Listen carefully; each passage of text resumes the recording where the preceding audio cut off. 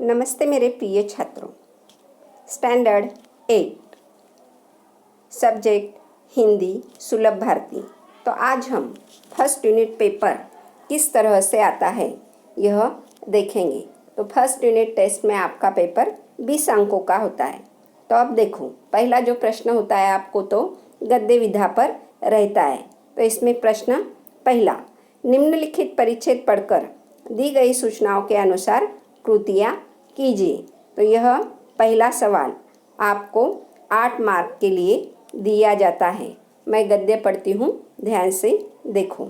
ऐसा कोई दिन आ सकता है जब मनुष्य के नाखूनों का बढ़ना बंद हो जाएगा। प्राणीशास्त्रियों का ऐसा अनुमान है कि मनुष्य का अनावश्यक अंग उसी प्रकार झड़ जाएगा जिस प्रकार उसकी पूंछ झड़ गई है। उस दिन मनुष्य की पशुता भी लुप्त हो जाएगी। शायद उस दिन वह मरणास्त्रों का प्रयोग भी बंद कर देगा।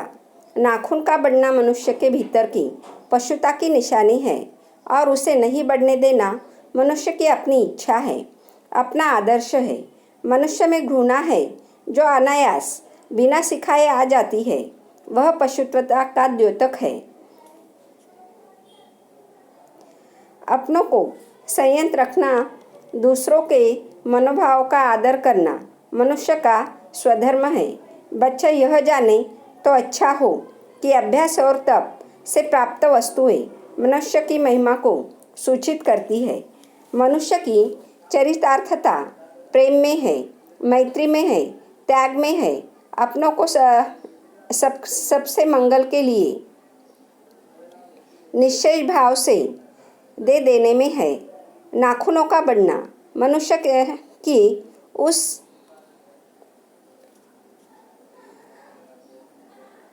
अनसहजता वृत्ति का परिणाम है जो उसके जीवन में सफलता ले आना चाहती है। उसको काट देना उस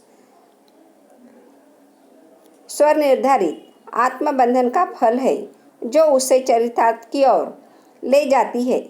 नाखून बढ़ते हैं तो बढ़े, मनुष्य उन्हें बढ़ने नहीं देगा। तो यह जो गद्य है तो इस पर आपको 8 मार्क के लिए प्रश्न पूछे जाते हैं। तो इसमें 4 कृतियाँ होती है। तो पहली कृति आकलन 2 अंकों के लिए। तो इसमें पहला प्रश्न है आकलन कृति पर, मनुष्य की चरितार्थता इन 2 बातों में है, तो यह लिखना है। दूसरा है मनुष्य का स्वधर्म यह है, तो इसके भी 2 पॉइंट आपको लिखने हैं 1 अंक के लिए। आकलन कृति 2 अंक 2, निम्नलिखित वाक्य पूर्ण कीजिए। मनुष्य में जो घृणा है जो अनायास बिना सिखाए आ जाती है वह डैश डैश। दूसरा है नाखून बढ़ते हैं तो बढ़े, मनुष्य डैश डैश। कृति 3 शब्द संपदा जो ग्रामर पर रहती है। अंक 2, निम्नलिखित शब्दों का अर्थ लिखिए। तो लुप्त का अर्थ आपको लिखना है और दूसरा शब्द है मैत्री। इसमें दूसरा परिच्छेद में प्रयुक्त उपसर्ग युक्त शब्द ढूंढकर लिखिए। तो उपसर्ग वाले 2 शब्द आपको यहाँ पर लिखने हैं। उपसर्ग यानी क्या, तो जो मूल शब्द होता है तो उसके पहले अक्षर लगाकर जो नया शब्द हम बनाते हैं तो उसे हम क्या कहते हैं, उपसर्ग कहते हैं। कृति 4 स्वमत या जिसे हम अभिव्यक्ति कहते हैं, यह आपको 2 अंक के लिए पूछा जाता है। तो इसमें प्रश्न है सद्गुणों और दुर्गुणों में अंतर 25 से 30 शब्दों में लिखिए। सद्गुण यानी क्या, अच्छे विचार, और दुर्गुण यानी क्या, बुरे विचार। तो इसके बारे में आपको अंतर लिखना है सद्गुण और दुर्गुण में। कितने अक्षरों में, 25 से 30 शब्दों में यह इसका आंसर लिखना है। प्रश्न जो दूसरा होता है तो यह आपको पद्य पर पूछा जाता है। तो यहाँ पर पद्य देखो, प्रश्न दूसरा, यह 6 अंकों का प्रश्न होता है पद्य विधा पर। पद्यांश पढ़कर दी गई सूचनाओं के अनुसार तो पद्य जो है तो यह, हे मातृभूमि तेरे चरणों में शीश नवाऊं, मैं भक्ति भेंट अपनी तेरी शरण में लाऊं।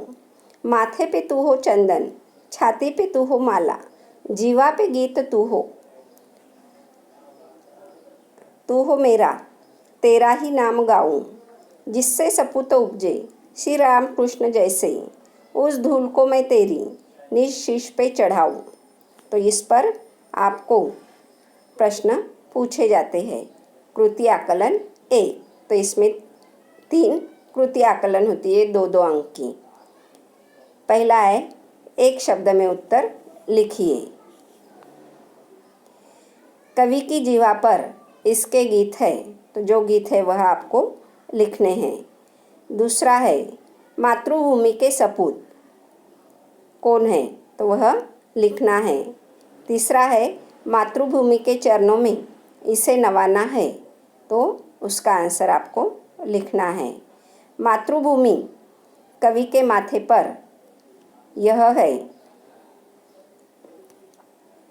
तो यह लिखना है। दूसरा है कृति संपदा, शब्द संपदा 2 अंकों के लिए। निम्नलिखित शब्दों के वचन बदलकर लिखिए। पहला चरणों, दूसरा माला, तीसरा सपूत, चौथा माथा। तो इसके वचन बदलकर आपको लिखने हैं। एक वचन है तो बहुवचन लिखना है, बहुवचन है तो एक वचन लिखना है। तीसरा है कृति 3 सरल अर्थ, जिसे हम भावार्थ कहते हैं, यह 2 अंकों के लिए पूछा जाता है। तो पद्यांश की सभी 6 पंक्तियों का सरल अर्थ लिखिए। और अगला जो प्रश्न है तीसरा, तो यह निम्नलिखित वाक्यों में से अधोरेखित शब्दों का शब्दभेद लिखिए। यह प्रश्न तीसरा ग्रामर पर है, व्याकरण पर है, 2 अंकों के लिए। तो पहला वाक्य है, हे मातृभूमि मैं तेरे चरणों में अपना सिर झुकाता हूँ। तो इसमें जो शब्द है शब्दभेद का, तो वह लिखना है।